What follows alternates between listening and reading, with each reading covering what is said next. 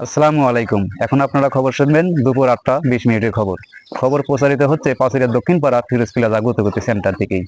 খবর পড়ছি আমি মোহাম্মদ আজিবুল হোসেন চক্রবর্তী, গৌরব চন্দ্র দাস, শিমুল চক্রবর্তী আর নারিন্দা চৌধুরী টুদা জান্নাতুল মুখার্জি।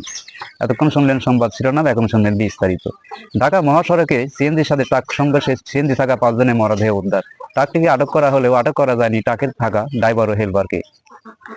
কুষ্টিয়ার 90 বছরের এক যুবকের সাথে 15 বছরের তরুণী পলাতক, এ নিয়ে খুব দুশ্চিন্তায় বসবাস করছে এলাকাবাসী।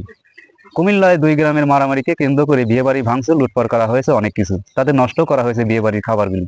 পাবনা জেলা বেড়া থানা পাঁচুরিয়া গ্রাম টানা 1 মাস বৃষ্টি হওয়ার কারণে পাট শুকাতে পারছে না, এ নিয়ে খুব দুর্ভিক্ষে আছে এলাকার কৃষক।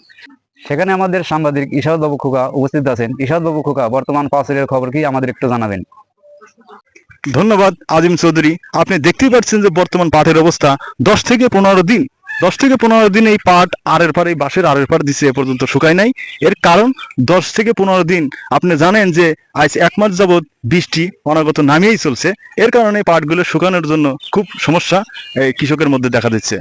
বর্তমান কৃষক না শুকাইতে পারতেছে, পাট না শুকাইতে পারতেছে, শোলা, এই কৃষক অনেক ভোগান্তির মধ্যে আছে। দেখতেছেন যে বর্তমান রোদ নাই, রোদের না থাকার কারণে শোলাগুলি আর শুকিয়ে ফেলতেছে না, পানি হয়ে গেছে।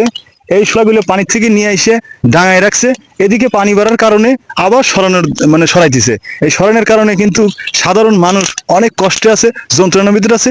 যদি সুবিধা হয় এবং যদি মেঘ না থাকে, আকাশে যদি রোদ থাকে, তাহলে এইগুলা শুকিয়ে মানুষের খুব ভালো হয়। কিন্তু এখন যে পরিস্থিতির মধ্যে আছে দেখেন, এই যে পানি হয়ে গেছে, আবার এই শোলাগুলো উপরে নিয়ে যাবে, আবার দেখা যায় কাল পরশুর মধ্যে আবার ওইখানে পানি চলে যাবে। কিন্তু এইভাবে যদি কৃষকরা এত কষ্ট করে যে ফসলগুলো তৈরি করে, কিভাবে কষ্ট করে, আপনারা নিশ্চয়ই বুঝতে পারতেছেন যে কৃষকরা কত কষ্ট যন্ত্রণা ভোগ করে এইগুলা করে। বুঝতেই পারতেছেন যে কাঁধে করে এই শোলাটা কি কষ্ট, কি যন্ত্রণা, আসলে চোখে নিজের চোখে না দেখলে বিশ্বাস করতাম না।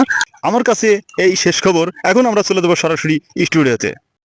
ধন্যবাদ ইশারত বাবু খোকা আপনাকে। এখন খবর শেষ করেছি, পরবর্তী খবর শুনবেন রাত 3টা 32 মিনিটে।